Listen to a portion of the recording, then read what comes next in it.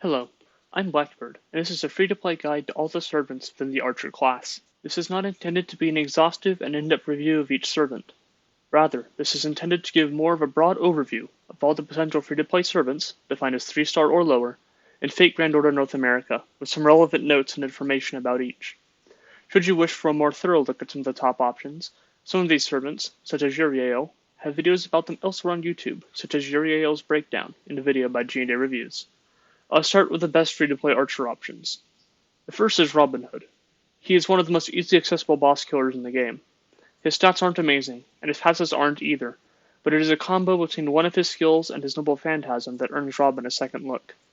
His NP does a lot more damage to a poisoned enemy, topping out at 3,750% damage at NP level 5. And would you look at that? Robin conveniently has a skill that poisons all enemies. At max level, the duration of the poison is equal to the cooldown, so it means that the enemies will always be poisoned. This allows Robin to go ham with his NP and cause lots of damage. His entire strategy is poisoning, firing his NP, and rinsing and repeating. He works well in an arts team to help him build NP gauge quickly, but can struggle a lot more when he isn't with other art servants. The other here is David. He's one of the best free-to-play archers, as he has a skill that, much like Ku's protection from arrows, is notorious among players, as it grants the entire team a one-turn evade. David works best in an art stall team, as between his team-wide evade, personal defense buffs, and a team-wide attack buff, he plays very well with others, and is the 3-star archer of the highest attack stat. He does have some issues with star gen, and isn't best used as the lineup's primary damage dealer, although he could be if he had to, and is best used as a secondary source of damage and team support simultaneously. He is a very good investment. The next category is OK options. The top options in the first section are all clearly superior to this category, but, should you not have them or aren't big fans, the two servants in this area do have some uses. Kid Gil is most commonly used to nerf an incoming enemy noble phantasm. While most of his skill set is pretty vanilla, he does have some very intriguing effects. Gate of Babylon, his NP, throws a lot of powerful one-turn debuffs at the enemy, including his biggest selling point, a massive NP damage down effect. Because of this, he works best in stall-centric teams, alongside other servants who can also give an NP debuff to enemies, or to give defensive buffs to the team to essentially neutralize an incoming enemy noble phantasm. His NP also is an AoE that hits 10 times, so we can still get some crit stars for your team that way. He isn't a bad 3-star archer per se, because there aren't any, but he definitely is on the lower end of the free-to-play archer scale. Toda is one of the most boring of the free-to-play archers gameplay and mechanics-wise. By this I mean that he's not very exciting with what he does, but that doesn't mean he isn't usable. He is probably the worst archer in the game, although, since there aren't any horrifically terrible archers, that's not quite as crippling a tag as it would be to some ward servants in other classes. Toda does not do much damage, despite being an archer servant with a buster NP, and his kit mostly revolves around keeping himself alive, although he does have a skill that grants the entire party max health up, which is his only team support skill. You could even go so far as to call him the archer equivalent to Kukulin, just not as good and with less damage. He isn't a bad pick for longer fights against saber enemies, where you are concerned about your servants going down quickly. Ultimately, though, all the other free-to-play archers are either just flat-out better, or dominate their own niches to such a greater extent than Toda does, which means that you should opt for one of them over Toda in every scenario unless you happen to be a huge fan of eating rice, in which case, Toda is the servant for you. The next category is specialized uses. This is for the free-to-play archers who require a more narrow focus when being used, and thus are normally only called upon in battle under certain conditions or team compositions. Billy the Kid is the fastest gun in the West, and, true to legend, specializes in absolutely blowing away enemies before they can respond. His skills give him one of the highest crit damage up totals in the game, 162% crit damage up, though a lot of that is for only one turn. But for that one turn, Billy's sharpshooting is almost unmatched. He also packs a 50% NP battery, so giving him the craft essence with a 50% starting charge allows Billy to come out of the gates guns blazing. Between his easily accessible NP5 and NP rank up, his NP also does a lot of damage. He isn't without his weaknesses, though, as despite being a quick base servant, he doesn't generate as many crit stars as you would expect, as his two quick cards both have low hit counts. Also, unless you grail him, his attack stat isn't that high, so all in all, he isn't the best free-to-play archer because he needs some good support to compensate for his weaknesses, although Grailed Billy does have some fun highlight videos. He does have an interesting and fun kit, and what he does very well, and he specializes as a burst damage dealer. Plus, he has some of the best art in the game on his final sync graph in my opinion, if that matters to you. Uriel. The middle Gorgon sister doesn't have good stats on the surface, but looks can be deceiving. She's an anti-mill machine, even better than her sister, Stheno, who is a 4-star, and can perform a strategy that goes by the name of Charmlock. It is exactly what it sounds like. Traps male enemies and bosses in a constant loop of charm, which can come from her NP in one of her skills.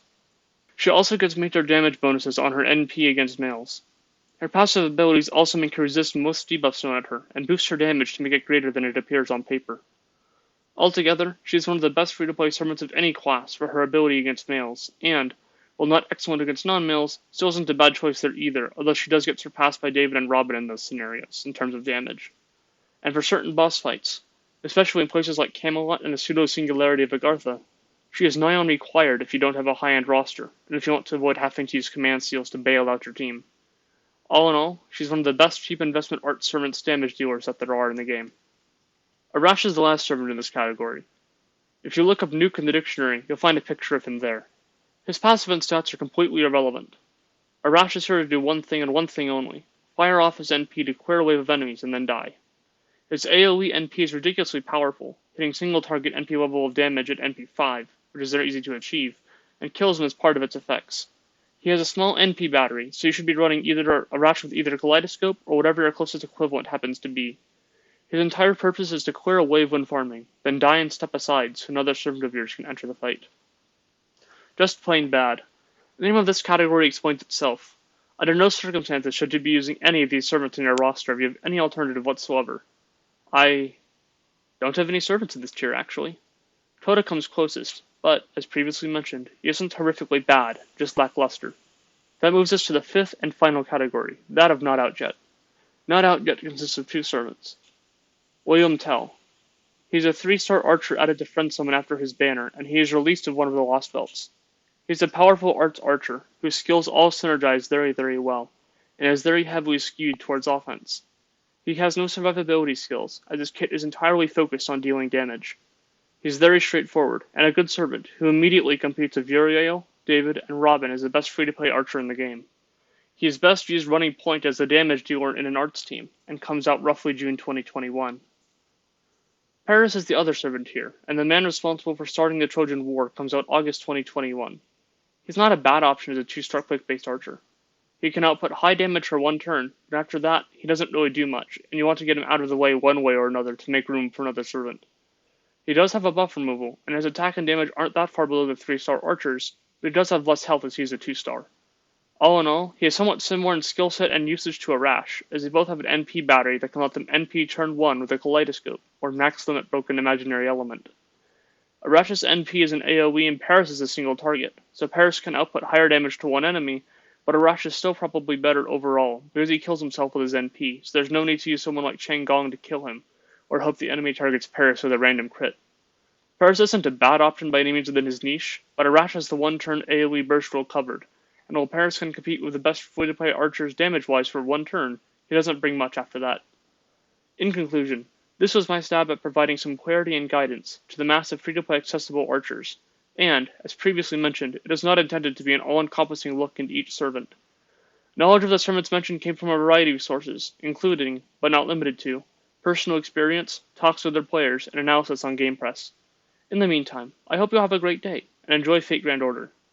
And remember, no matter what I or anyone else says about the usefulness of servants, the goal of playing a game is to have fun, so if a favorite of yours isn't the best investment gameplay-wise, that doesn't mean you can't give them some attention, and a slot, in your roster.